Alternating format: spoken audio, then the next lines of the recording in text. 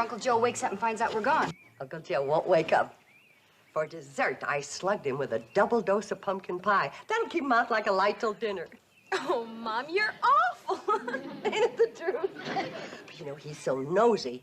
It's the only way to keep him from coming into Sam Drucker's store and finding out we got him a watch for his birthday. And it'll work, too. A couple helpings of Mom's pumpkin pie is better than hitting him over the head with a club. Hi, gang. I should have used a club.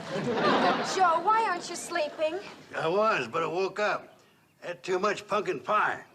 But pumpkin pie always keeps you asleep. No, it's mince that does that. Listen, anybody can make a mistake.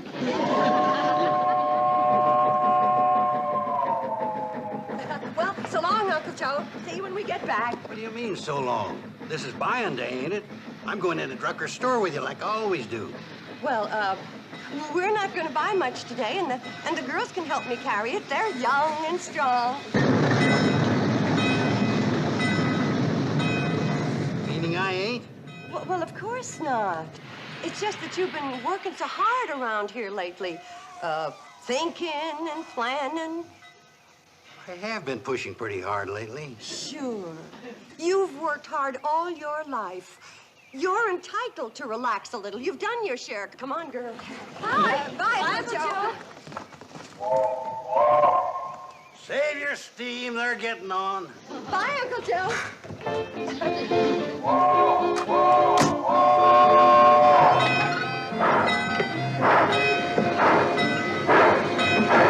Bye, kid. Bye, girls. Don't buy anything I wouldn't approve of.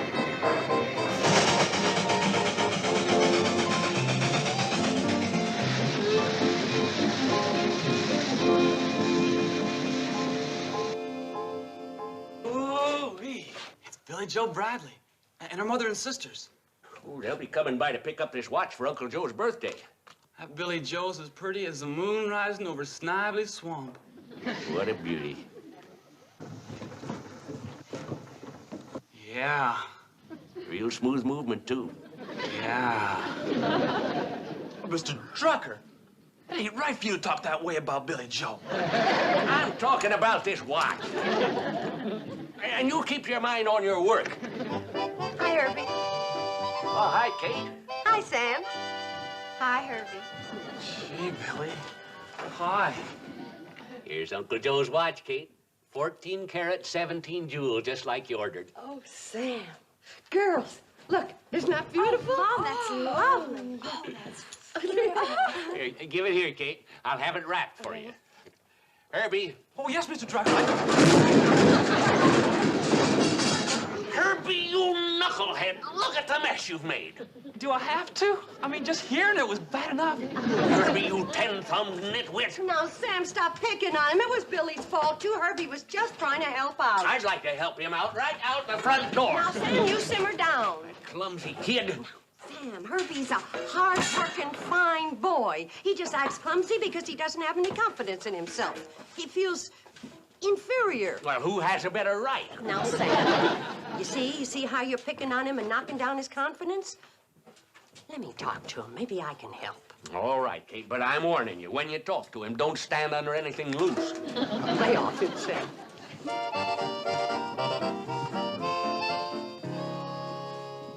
Herbie, don't look so sad. Accidents like that can happen to anybody. I know they could. Well, good. But they don't. They happen to me. Let's talk over here away from anything loose. Huh? It's nothing. It's just that I need room. I, talk a lot with my hands. Now, Herbie, what I'm trying to tell you is, if you had the confidence in yourself that I have in you, you'd go right to the top. Oh, you're just saying that to make me feel good. Are you kidding? Anybody in these parts who runs a business, would love to have you working for him. And you know why? Yeah, because I work cheap.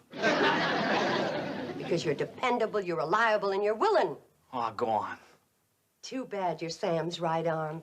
Or you could be working for me right this minute, starting out as, as assistant manager. Oh, go on. I mean it, Herbie. And in no time at all, you could be manager. I accept the job. I'm going to quit here and go to work for you.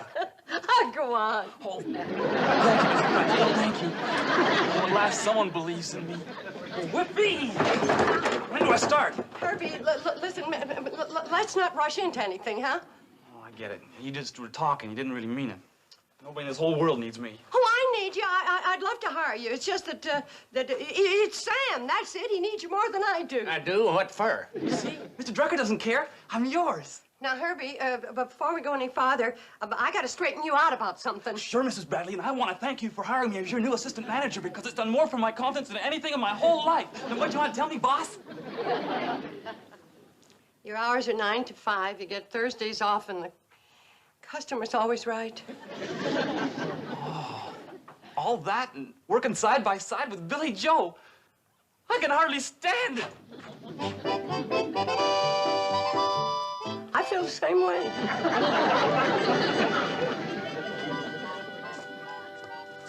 Thanks, Herbie. Merci, Herbert. Thank you, Herbie. Well, Mrs. Bradley, what room are you going to give your willing and dependable assistant manager? Who? Me. Oh, yes, you. For a second, I didn't recognize the description. Well, I was thinking, why don't you take Uncle Joe's room and move his things into that big corner room that he's been wanting? Right, boss. I'll start moving the stuff right away. Willing and dependable assistant manager. Yes, boss? It's going to be a problem moving all those things with your arms full of groceries. So why don't you take them into the kitchen and take these into the storeroom? Oh, smart thinking. Boy, I can see I'm going to learn a lot working with other smart thinking people. Here, I'll take them all. Oh, you can? Here, Herbie. Thank you, Herbie. Here you go, manager. Take it easy. Mom, the next time you get an idea to build somebody's character, Don't? don't. Well, Herbie, my boy. Here, let me give you a hand. Gee, thanks, Mr. Carson. There you are. Thanks a lot. Don't mention it. Hey, you better get barreling it, Herbie. The cannonball run off and leave you. Oh, I'm not taking the cannonball. I'm living here now. Mrs. Bradley made me the new assistant manager of this here hotel. Well, congratulations, Herbie. Thanks, Say, boss. you're coming. Hold on a minute. What do you mean, assistant manager? Oh, she says I'm bright and dependable and trustworthy, and I'm going far in the hotel business. Well, gotta get to the business of assistant managing.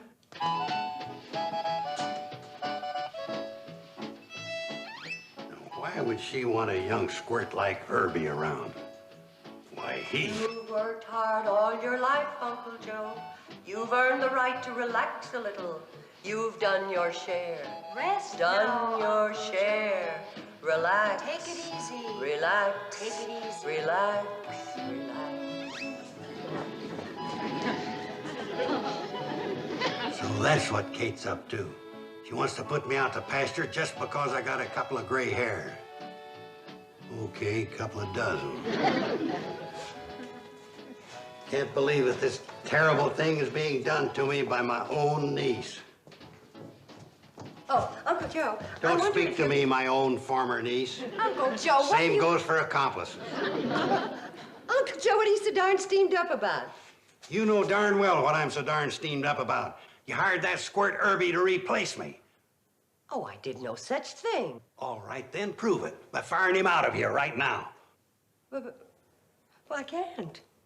You see... You bet I see. Real good.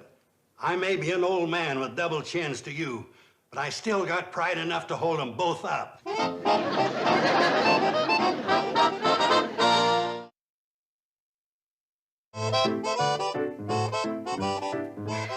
I can't even reason with Uncle Joe. He locked his door. And when I knock, he just growls. Sounds like a room full of Airedales. Well, maybe I ought to go Come on, upstairs. my old and only friend. You and I are going to wait for the train down to the railroad tracks. Uncle Joe! I don't cotton to hanging around with a bunch of strangers. Wait, Uncle Joe. Uncle Joe, why are you carrying on so much about absolutely nothing? Well, it ain't my idea of absolutely nothing. You think I'm an old man. You're putting me out to pasture just because I got a few gray hairs. Oh, I'm not putting you out to pasture because you've got a few gray hairs. No? Then what are you putting me out to pasture for? Uncle Joe... This morning you went to town and you bamboozled me out of going with you. Yes or no? Well, yes, And when you come back, you brung that young squirt Herbie Bates with you and made him the new assistant manager of the hotel. Yes or no? Well, yes, but I can explain everything. All right. Then explain the part about not wanting me to go to town with you. That part I can't explain. Uh-huh. What about bringing that young squirt Herbie here and making him assistant manager? Oh, aha, to you.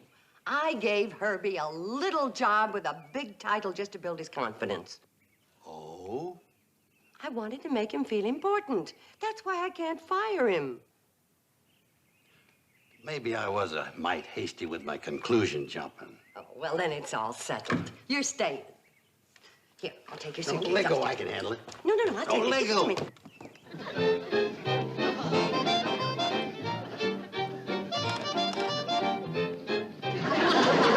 Uncle Joe. Well, I travel light.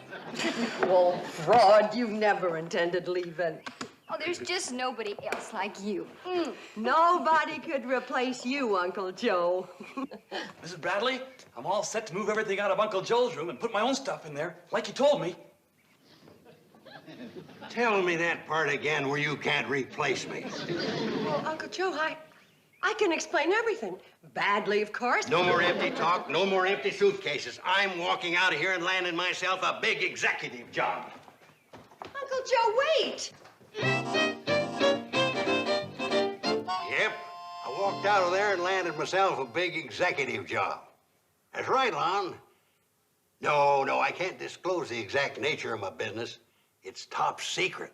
But if you happen to run into Kate and the girls, tell them I'm in a great spot to clean up. Bye, Lon.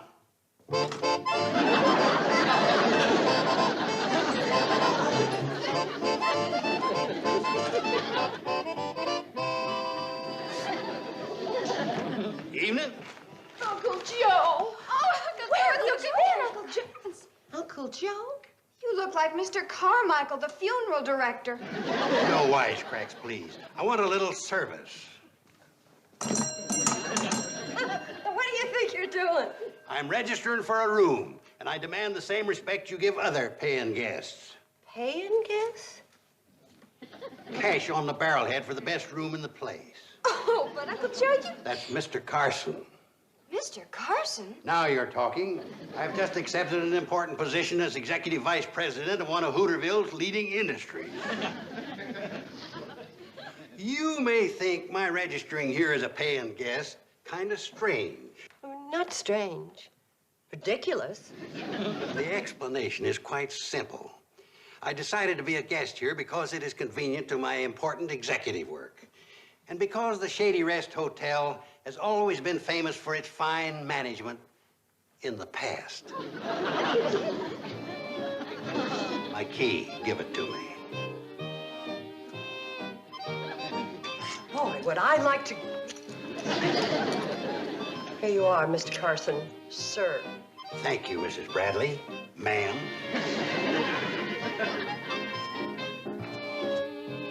Oh, yes.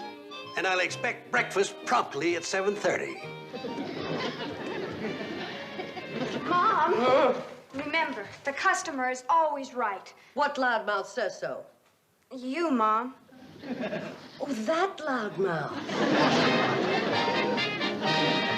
Joe Carson of Hooterville, you traveling men? Ned Hooper. Jenkins here and me are in the hardware line. I'm in the executive line myself. Oh? Right. I hold an important position with a firm that recognizes the value of experience and mature judgment. Not like some backward people I know who are in the hotel game. Oh, baloney. What? Oh, a bologna with your eggs or ham? Oh, I'll try the bologna, Miss Bradley. Yes, Mr. Carson. It's easy to tell you're a baloney man. Excuse me.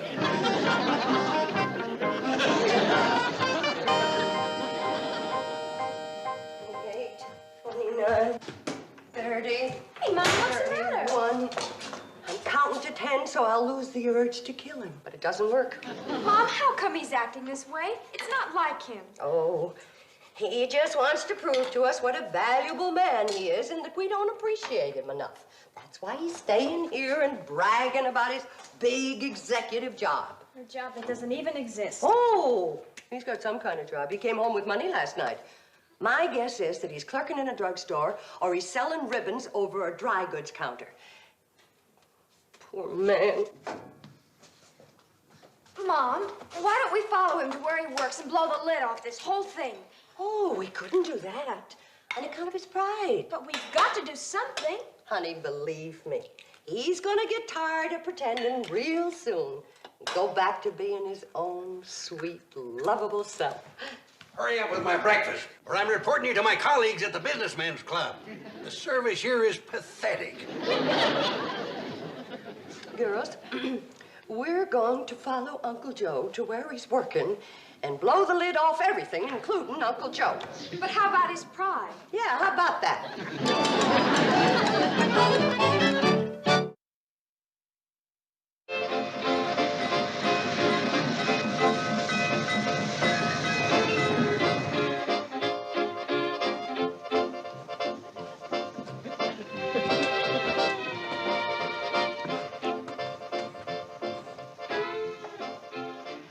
Come on, we'll ride in the baggage section where he can't see us.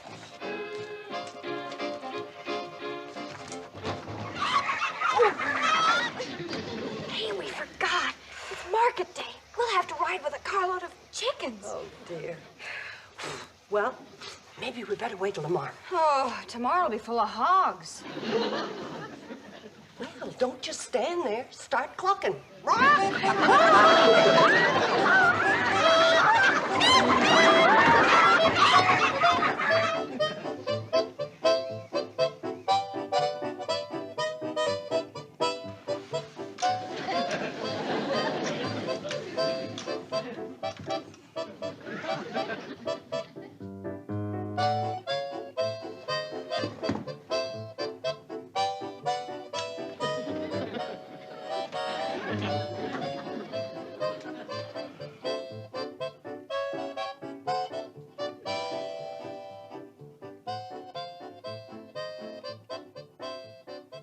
Give Uncle Joe a job as executive vice president of my store? Well, Kate, there's a lot less painful ways of going broke. Yeah, but Sam, if you told him that he'd be a great help to you, then he could quit that horrible job at Luke's Eatery and not be humiliated. Remember, he's one of your oldest friends, and you've known him for years.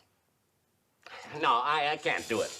Uncle Joe is a fine fella, but he'd just be in the way around here. Oh, I don't think I'd want to hire him, even if you threw in one of your girls. What's wrong with her girls? Yeah. Yeah. Any one of us could do a darn good job here. Darn right. I'll bet if I worked here, why, business would double in a week. Especially among the boys.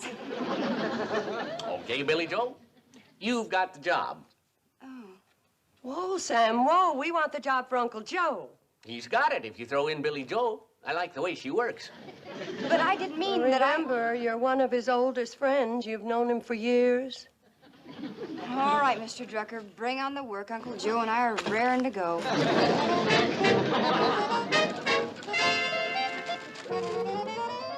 Sam, hiring me as executive vice president was the smartest move you ever made. Yeah, I've been thinking about that. I'll tell you, you won't even know this business when I get through with it. Yeah, I've been thinking about that, too. Hey, what's this? A bill for $33.87 from McGonigal, the printer? Oh, that must be for those 20,000 advertising circulars I had printed. Part of my clever promotional scheme. 20,000 advertising circulars? There are only 3,000 people in the whole county. I said my scheme was clever, not perfect. Joe, since I made that smart move of hiring you as my vice president, my business has suffered 4 major disasters. Say, you the fellas that put up that poster in the town hall about minding kids and livestock for free? Correction, 5 major disasters. Quiet in front of customers, Sam. Yes, madam. You've come to the right place. Drucker's always lives up to their advertising claims. I expect to be a very sick man when I hear about it, ma'am. But what advertising claims did I make? Oh, here's some of the circulars. See for yourself, Sam. Notice, as part of our new policy, Drucker's store will cheerfully take care of all children and livestock while parents or owners are shopping. You see, Sam, now folks don't have to stay home because they got nobody to look after the kids and the pets. They come here and shop, and we take care of everything, just like the big stores up at the city. Shrewd, huh? Not bad, Joe. And look, it's getting late. I gotta get started.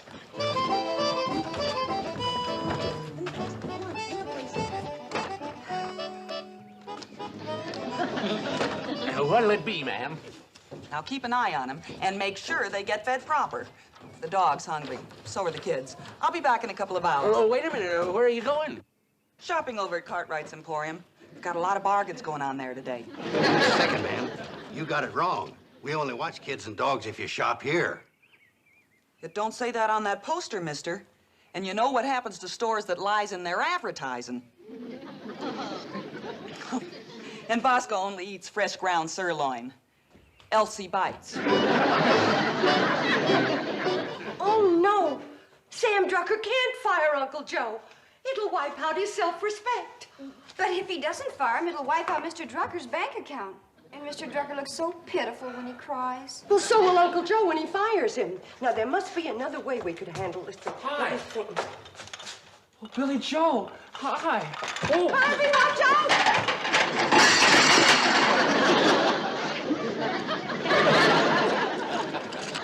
That's it. That's what? Another way. A secret weapon, sometimes called a Herbie Bates.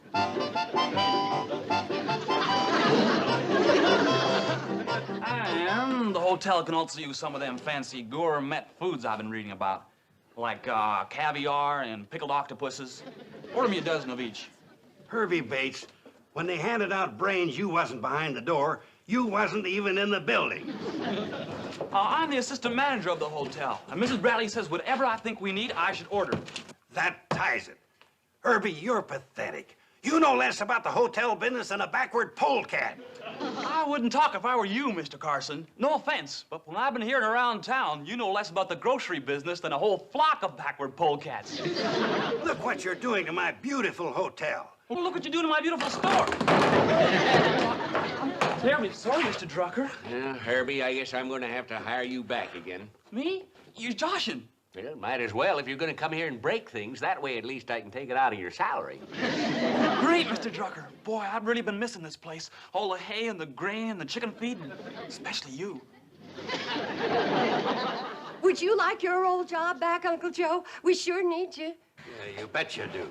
I haven't made up my mind whether I want to get back into the hotel game. Oh, please, Uncle Joe, nothing's yes, wrong come about here, you, Uncle Uncle Joe. Joe. Well- Come home. That depends. Depends on what? On whether Sam can spare me.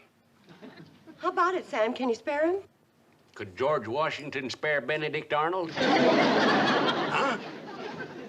I say it'll be a struggle, but with Herbie here helping me, I'll try to scrape through.